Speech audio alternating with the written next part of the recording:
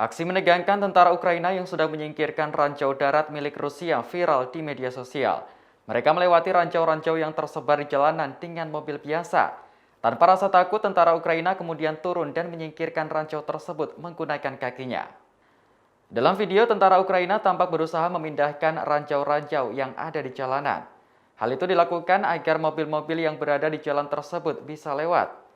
Dikutip dari Daily Star, jalan tersebut merupakan rute untuk menuju ibu kota Kiev. Sementara ranjau tersebut ditinggalkan tentara Rusia ketika mereka memutuskan mundur. Ranjau darat anti-tank diketahui memang membutuhkan sebuah tekanan yang besar untuk meledak. Meski begitu, benda tersebut masih tergolong peledak yang berbahaya walau tak ditekan. Namun rasa takut sama sekali tak terlihat dari wajah tentara Ukraina. Mereka begitu tenang saat menyingkirkan ranjau-ranjau tersebut dengan menendanginya.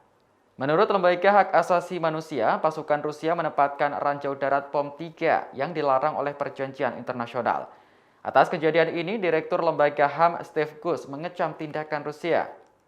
Gus mengatakan penggunaan ranjau oleh Rusia berarti dengan sengaja mencemooh norma internasional terhadap penggunaan senjata mengerikan itu. Sebelumnya, Presiden Ukraina Volodymyr Zelensky memperingatkan rakyatnya soal kemunduran pasukan Rusia. Zelensky menyebut mundurnya pasukan Rusia meninggalkan ranjau di seluruh wilayah, termasuk di sekitar rumah. Rusia terus menarik beberapa pasukan darat dari daerah sekitar Kiev. Militer Ukraina mengklaim saat ini pihaknya berhasil merebut kembali 29 permukiman di wilayah Kiev dan Chernihiv.